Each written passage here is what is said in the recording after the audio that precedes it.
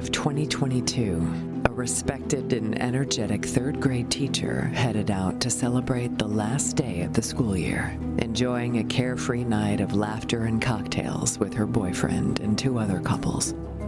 She had no way of knowing, however, it would actually be her last day.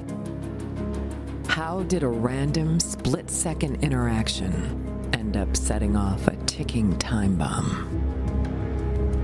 This is the case of Kay Baker.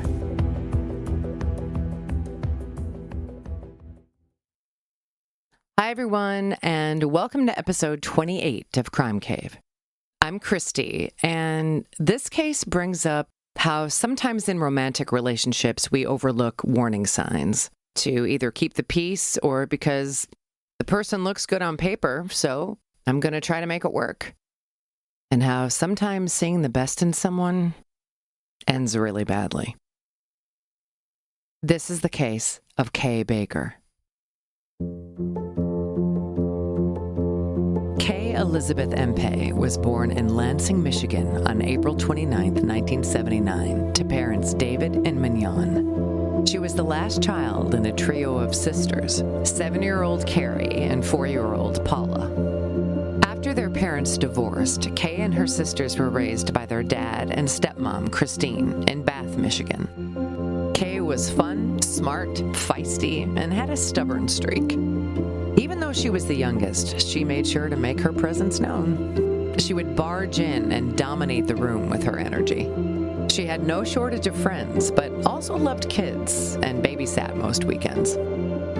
After high school, Kay worked at a daycare center and eventually decided to pursue her degree in elementary education. She graduated with honors from Central Michigan University and embarked on her teaching career.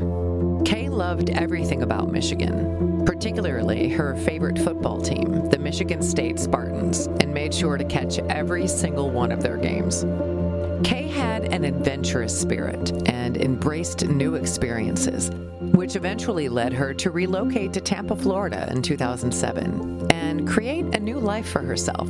She found work as a third-grade math and science teacher at Cypress Creek Elementary in Ruskin, Florida. She also found love and married fellow teacher Kevin Baker in January of 2013. Kay gave birth to their first child later that year, a son they named Mason, and their second son, Nicholas, came along in 2015. Although Kay and Kevin divorced in 2017, they maintained a dedicated and harmonious co-parenting relationship. Later on, when Kevin remarried, Kay developed a friendly and respectful rapport with his new wife. Throughout her ups and downs, Kay maintained her resilience, her zest for life, and her dynamic social circle. She absolutely cherished her friendships. She was the strongest one in their friend group of 4, and they were united by their love of frosé, karaoke, and the sitcom The Golden Girls. They talked about pooling their money together and moving into their own mansion on the beach and growing old together, outliving any husbands or boyfriends. With her bold, fiery personality and quick wit, Kay was pegged as the Dorothy Zbornak of the bunch. Kay was known for greeting people with a simple, "What up?" and pulling out her calendar to write down future plans. She worked hard to bring people together and was fiercely loyal. She could always be seen sitting midfield at her son's soccer games, cheering them on. Kay was warm, generous, and kind-hearted, and often prioritized others ahead of herself. In 2017, Kay happened to reconnect online with an old friend from Michigan. His name was Matthew Terry. Matt and Kay dated briefly in high school and then again later in her 20s. He had served time in the Marine Corps, was a wrestling coach, and was currently working as a software engineer. Now, dating can be challenging at any age, but finding love in midlife can be particularly tough, given the likelihood of additional baggage.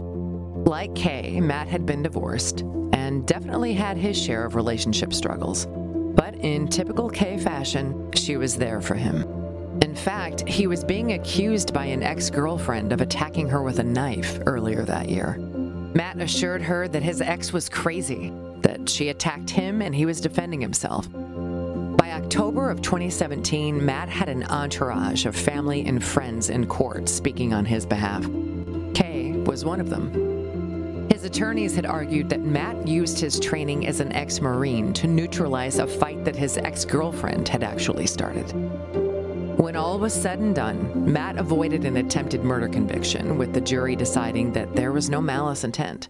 Still, he was sentenced to 3 years in jail. And over that time, Kay made the trip to Michigan to visit Matt, assisting him with various tasks, and their relationship intensified. Matt received a high parole score for good behavior and passed a domestic violence class. Upon his release in December of 2020, he moved to Florida to live with Kay. Friday, May 27, 2022, marked the end of the school year, and Kay was ready for a night out. Kay's friend of 14 years, Kelly Andrews, and her husband Sean, as well as another couple, met up at the Landing Bar and Grill in Valrico at around 7 p.m. to celebrate the last day of school. The group sat on the patio at a high-top table, talking and drinking for several hours. Ever the social butterfly, Kay flitted back and forth to either end of the table, talking to different members of their group. And at 9:59 p.m., video footage shows Kay getting up to head towards the restroom. On the way, she noticed her neighbor Nick, who also worked at the restaurant, sitting at a table nearby, and she gave him a playful slap on the shoulder as a greeting, before heading into the interior of the restaurant.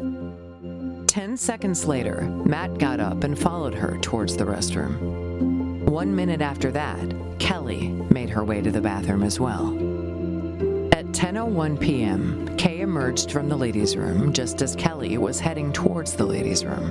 Upon meeting up with each other in the aisle, Kay appeared to do a little happy dance to whatever music was playing overhead, and Kelly did the same. Both women putting their hands in the air, clearly enjoying their night out.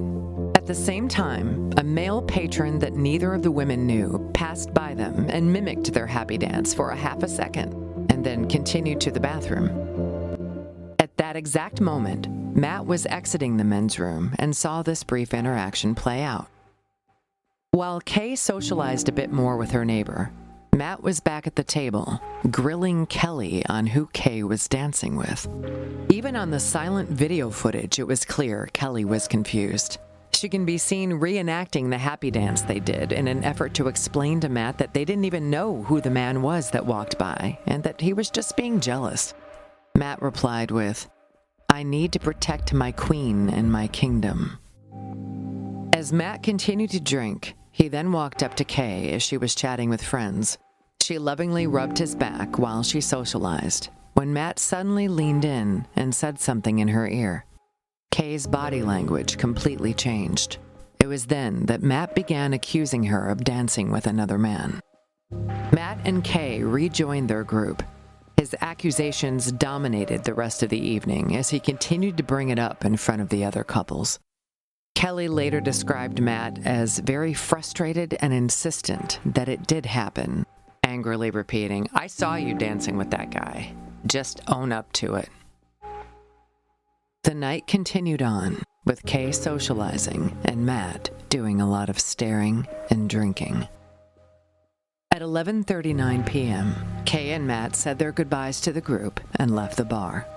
But Matt had apparently started up his accusations again on the drive home. Just a couple minutes after they left, Kelly received a phone call from Kay, who had her on speakerphone and asked her to corroborate her story that she was not dancing with another man. At 11:56, Kay sent a text to Kelly. "LOL, sorry for that. So dumb. All good now. Smiley face."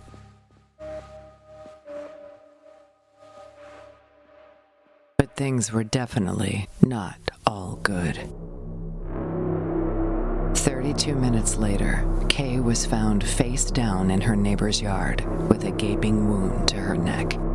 She had been nearly decapitated. Her neighbors heard her last gasps and called 911. First responders pronounced Kay dead at the scene. Police found no one else in the home. Thankfully, Kay's young sons were spending the weekend at their dad's.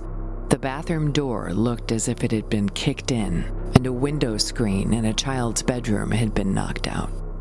Also, a single knife was missing from the kitchen butcher block.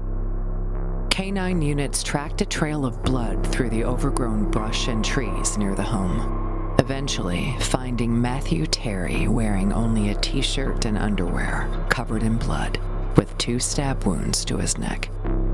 Matt was arrested and charged with murder, but claimed that an unknown intruder murdered Kay and that Matt was simply attacked while trying to save her.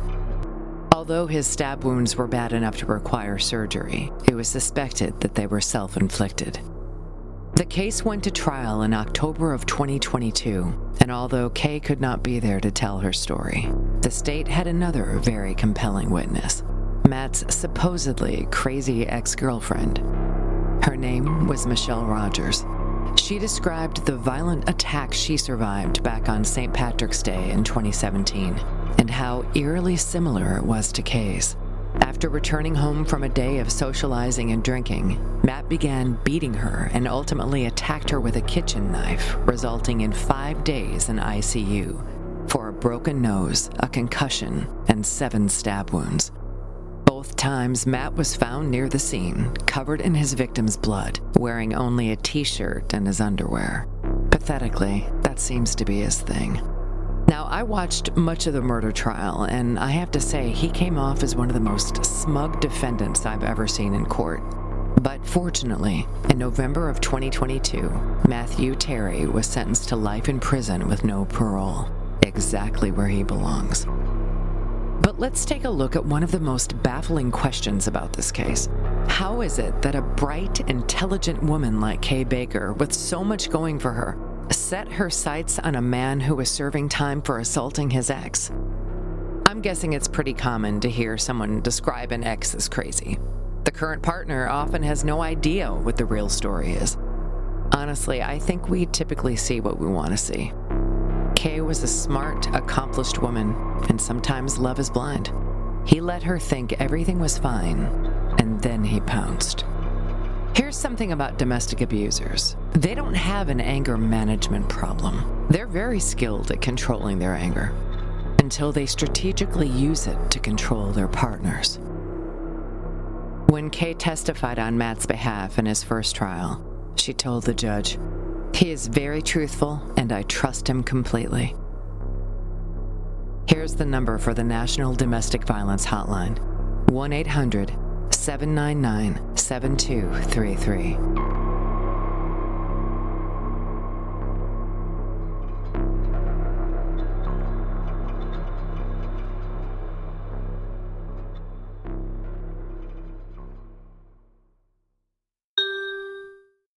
And now for today's listener question. Okay, this question is from Tammy, and she wants to know, what are my thoughts on the Menendez brothers right now? Oh, I have gone back and forth on that throughout the years, but first off, I loved the Netflix series. I thought Javier Bardem was especially amazing.